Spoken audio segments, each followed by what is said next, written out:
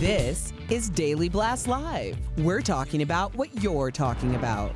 Real, honest, entertaining, live. DBL starts right now. 3, 2.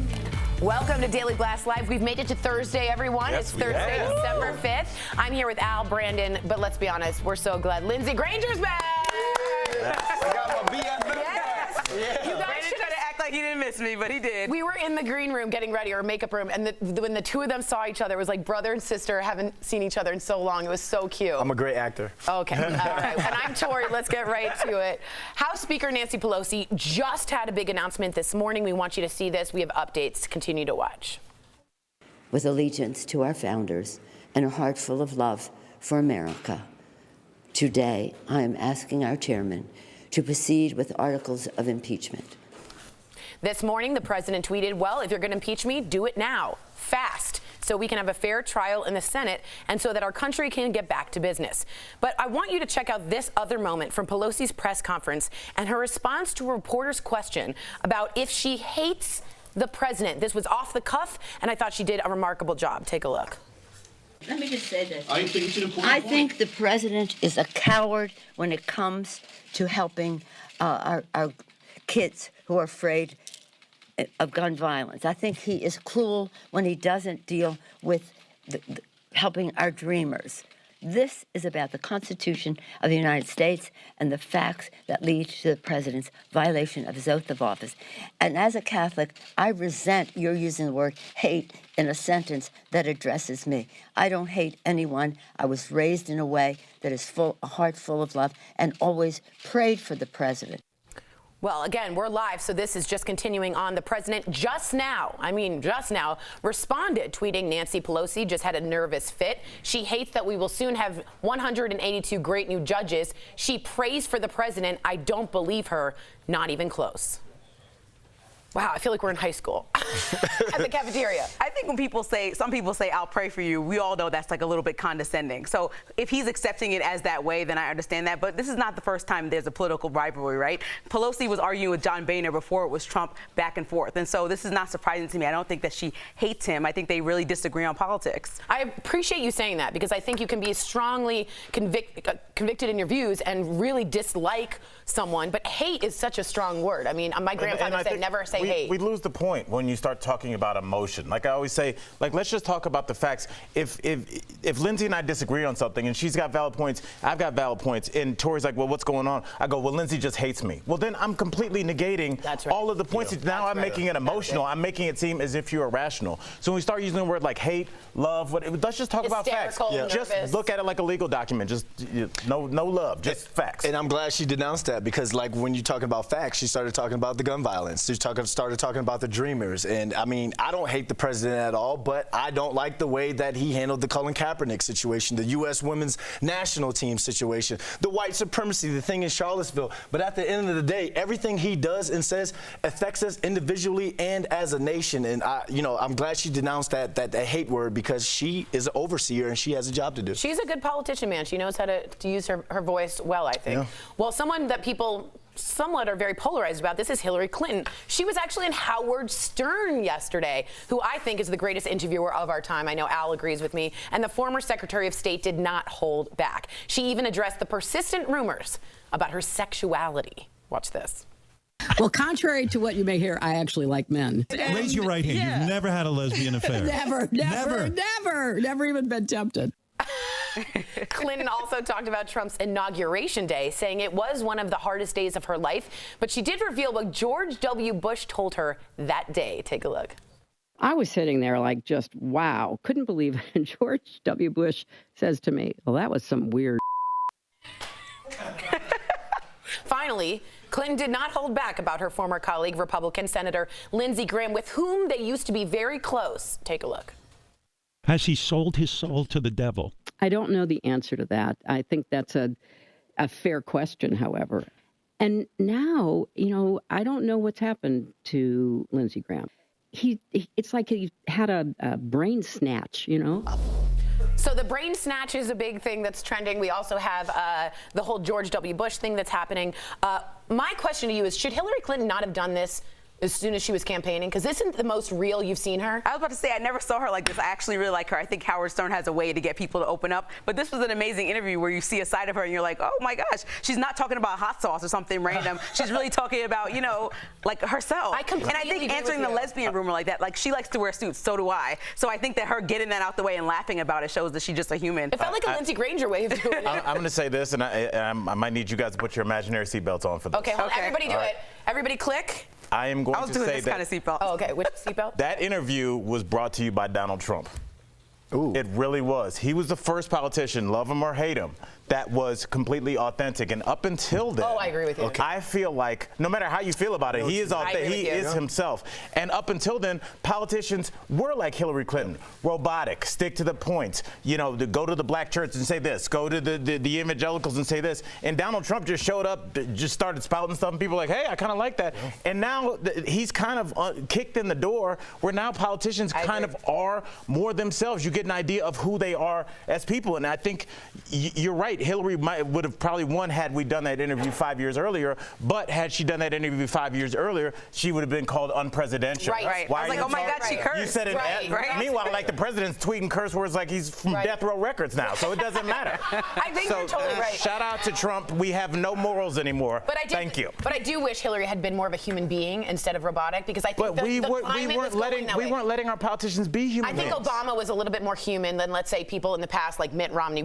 He wore a tan suit and people fell out of their chair. I know that. Watch out with the tan suits. Watch out with the tan suits. I like the tan suits. Oh man, I thought they looked weird. All right, we've got some incredible video that almost looks like it was a shoot for a Fast and Furious movie. So check this out. A car flies into the air over a dozen vehicles before finally crashing, landing, hitting several other cars. Apparently, I know, Lindsay just went, what? The driver got dizzy, hit an embankment, and that caused the vehicle to fly through the air. Now the driver was hospitalized, but everybody is expected to be perfectly okay. Hope he's got Geico. Really? That is a nightmare. That's Imagine a car come crazy. flying at you when you're just trying to mind your own business in the parking lot. I'm glad nobody got hurt. I have nothing to say, but like good for them that no one got hurt, but crazy video. Yeah. Yes. All right. Hard-hitting analysis. I'm a journalist. All right, you've got to see this next video of a surprise. Oh, I love this story. Isn't this the best? Oh, yeah, it's a surprise gift left for an Amazon delivery driver. But look at the whole thing and just have a wonderful day looking at it. Take a look. Oh, this is nice. Oh, they got some goodies. Wow. Oh, this is sweet. Oh, wow. Oh, this is so nice. Okay, so here's a look at all of the snacks that were left for the delivery man. Kathy Yuma is the woman who did this on Facebook. She does it for UPS, USPS, Amazon, FedEx. She gets a lot of packages, and she wants them to feel comfortable. But the man's dance at the end was everything. My dad used to always say, make people feel good about themselves. And I'm glad that's what this woman did. But, hey, I got to be the cynical one on this one. Now you're opening up for porch pirates to come to your door. To get hydrated while they porch I'm going to take your blender and I'm going to take your gummy bears. What's up? I'm telling you, I just think that he felt recognized. I think when we get these Amazon packages at home and we don't realize that a human being dropped those off, you're like, wow, what a crazy day of weather. Well, somebody walked from their car to give that to you. So I think just that little bit of acknowledgement, like, hey, you're a person and I see you out here. Especially now, because it's about to get crazy. How many packages are going to be delivered? That's exactly right. A robot wouldn't feel that good. No, you're right. DBL is live. Let's all do that dance coming up. And coming up, a suspect, okay, sorry, this is very serious. A suspect accused in several deadly hammer attacks has been caught, but is the justice system protecting him him.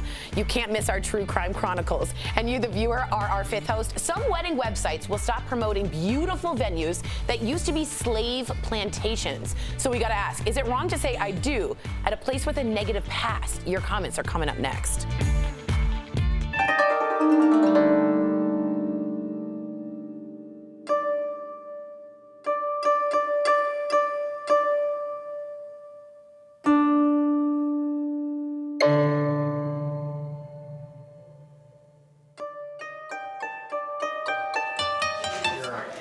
Hi, DBL Nation. Kelly Schubert here with the DBL Digital team. Happy Thursday. I almost said Monday. It's definitely not Monday. It's Thursday.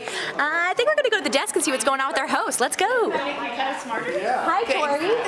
We just had a great moment, right? Hi, Tori. Hi. So my sister already took a note out of the Amazon woman's book. She already put snacks out there because she gets literally, my sister, 10 packages a day. She's blaming it on the baby and saying he likes to shop on Amazon Prime. I will like to say something to everyone out there who's trying to make some money this holiday season. Yeah. You know how I'm always talking about Ebates? Mm-hmm. Okay, it's free. You just sign up. Amazon has just gone on Ebates. So I get 10% back on absolutely anything I buy on Amazon. I've made $45 so far this Christmas season. You go through Ebates? All you do is instead of going to Amazon, you go to Ebates, there's a big search bar, and you put in whatever website you want. So Amazon, and then it says Amazon 10%. You click, and it goes right through, and it automatically goes into your bank. You just have to set it up. So, like, for instance, Sephora was 15% back. So I bought all this stuff and got 15% back of my packages. So it's just a super easy, great way of doing it. It's not an ad. It's like taking the tax off. Yeah. Now Rakuten. Yeah. Rakuten. Rakuten. Can we be honest? Rakuten. Stay here, Dre. Stay here, Dre. That is by far, Travis, the worst change of a name I've ever. I totally agree. Why not? I remembered It's like a German word. It's like a Rakuten. Rakuten. It's a weird name. I remembered it. But you also. That's when I started using it too. Oh, really? Yeah. Maybe That's not Rakuten. It's Rakuten. So it's R-A-K-U-T-E-N. And I'm telling you. It's like Reykjavik, right? Reykjavik. It's like my cousin, you know? Exactly. My cousin could be Reykjavik. Yeah, Reykjavik, you know? Rakuten, Reykjavik, it's all the same. Yes. So Rakuten. Rack up. That's probably what it's like. Rack it up. Rack it up. Rack it up, rack it up. Rack up that money. Rack City. And even if it's Nordstrom Track, you get 1% back. So even if you're getting, I know it's not a lot, but It's something. It does add up. And it feels like you're winning. You know what I'm saying? Bye. We're going to talk Reykjavik on the next break. Struggle.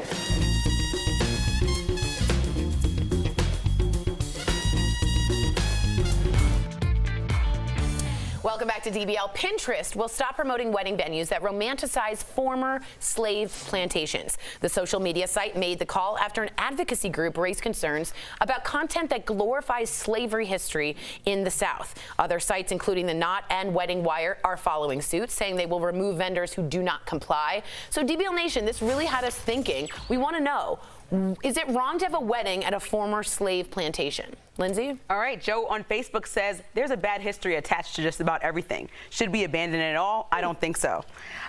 Joe, I think that aesthetically the antebellum plantations are beautiful places, but I don't think that dancing on graves is proper. It's extremely tone deaf, so I'm going to have to say no on this one. Ooh, all right. Very well said.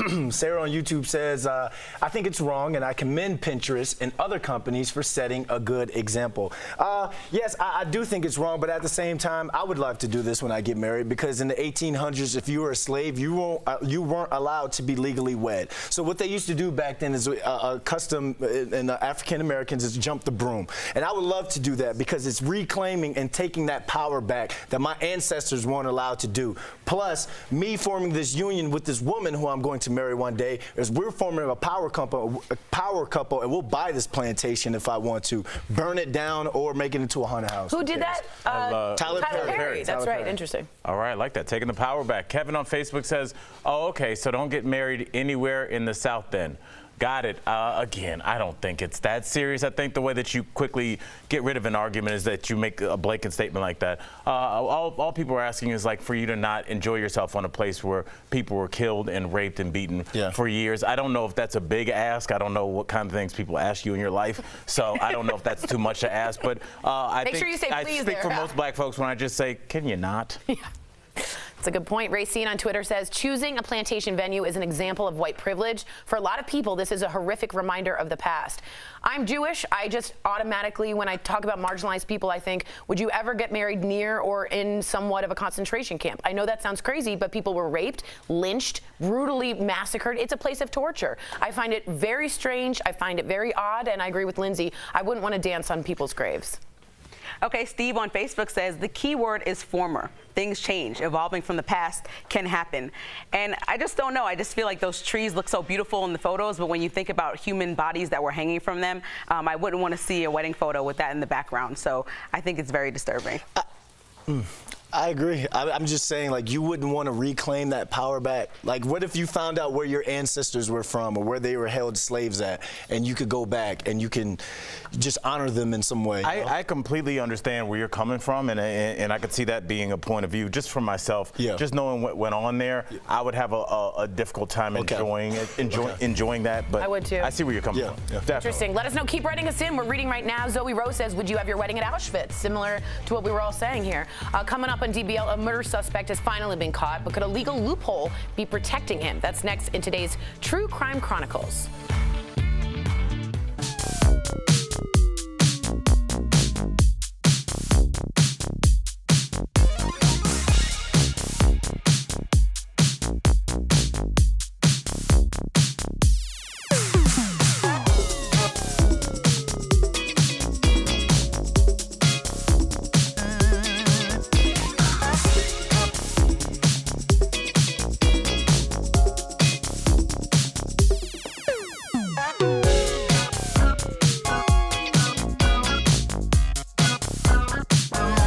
DBL Nation, what's going on?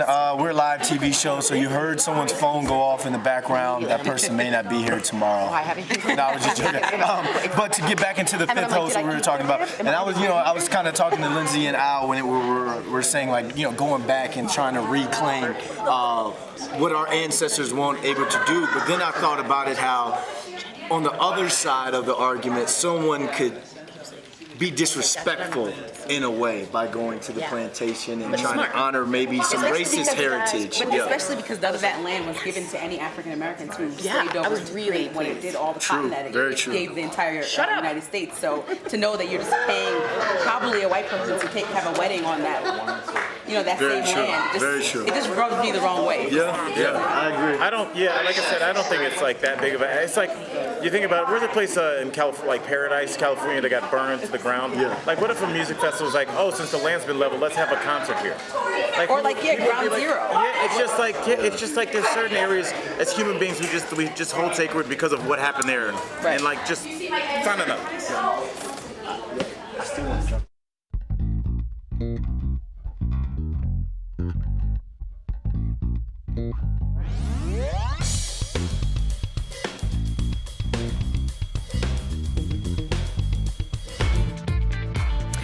Welcome back to DBL. For 3 decades, 2 families in Colorado were left stunned. Who would go on a killing rampage and brutally attack their loved ones? Imagine a suspect found all these years later, but a slow-moving justice system is protecting him. It's now the subject of KUSA's new podcast, Blame the Fear All These Years, and we have a special look on DBL's True Crime Chronicles.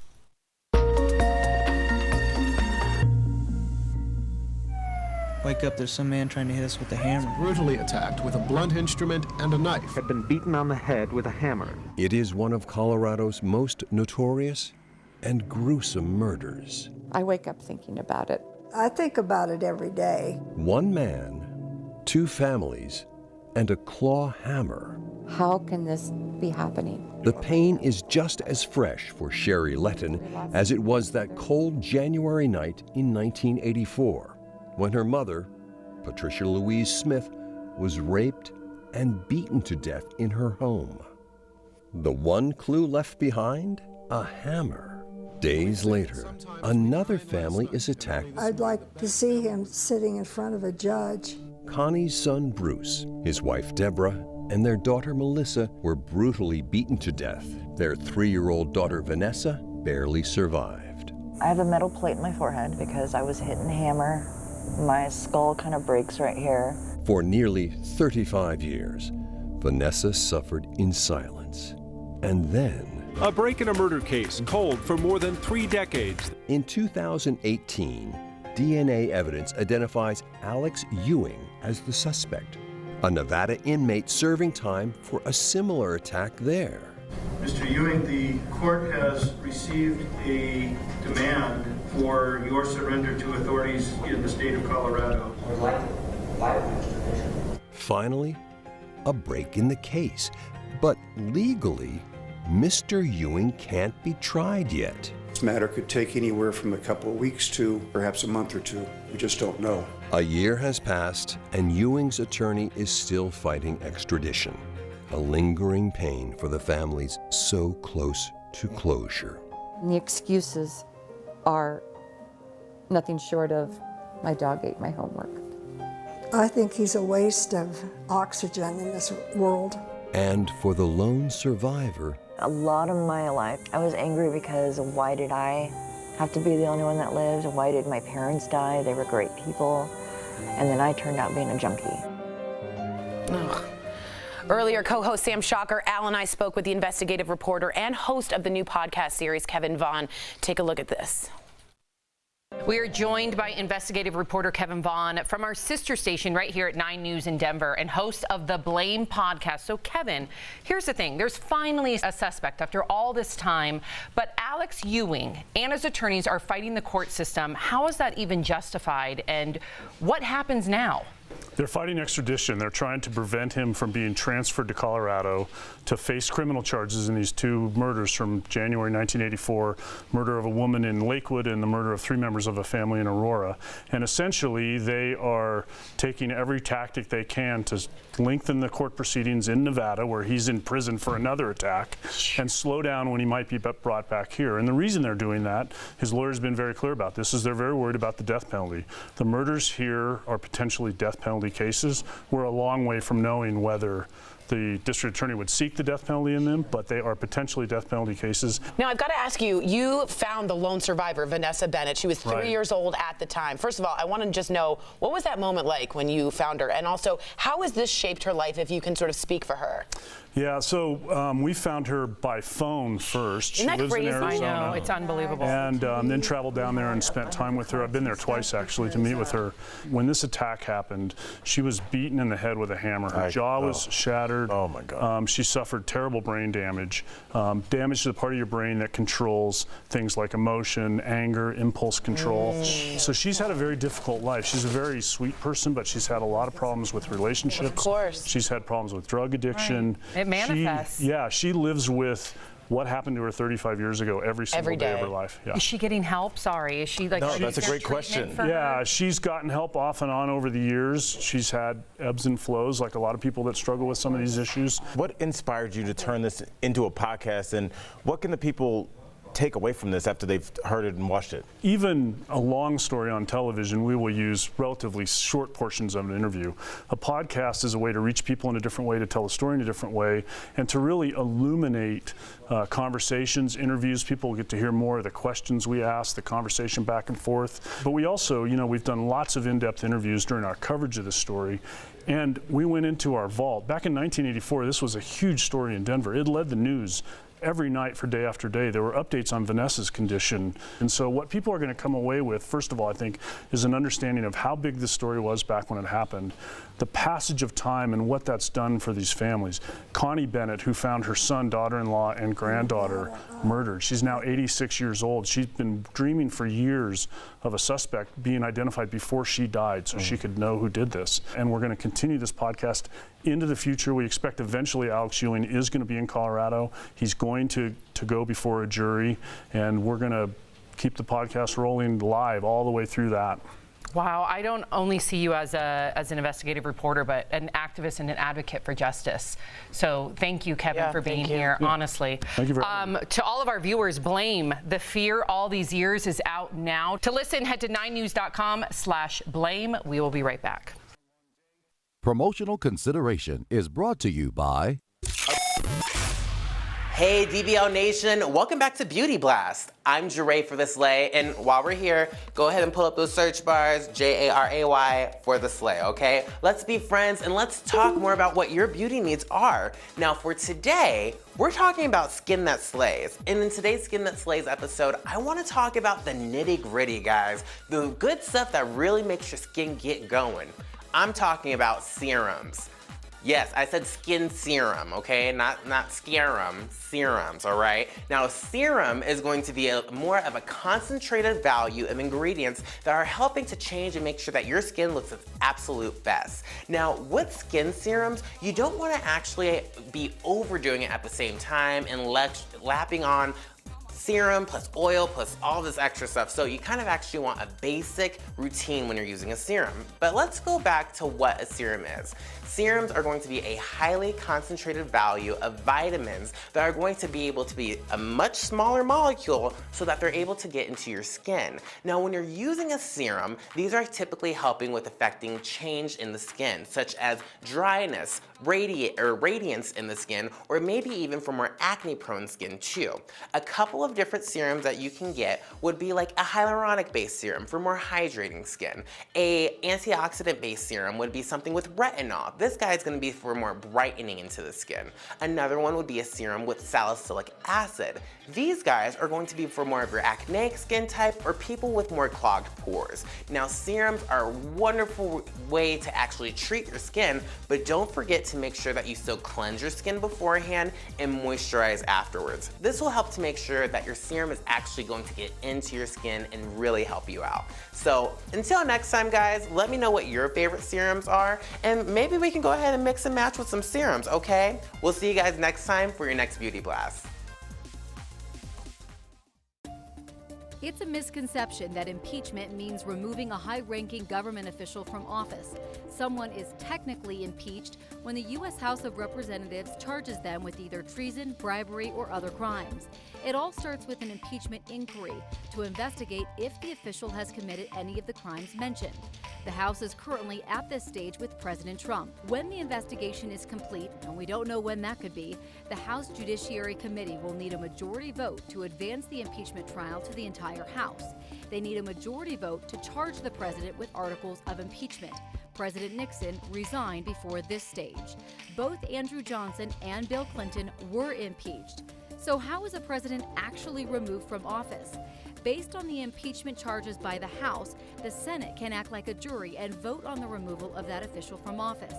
It's good to know that while the Senate is expected to do this, there is nothing saying they have to. If they do decide to evaluate the impeachment, it takes 67 senators out of 100 to vote the president out of office. No president has ever been convicted by the Senate. If the 47 Democrats in the Senate want to remove President Trump, they would need the vote of at least 20 Republican senators to make that happen. And that's connecting the dots.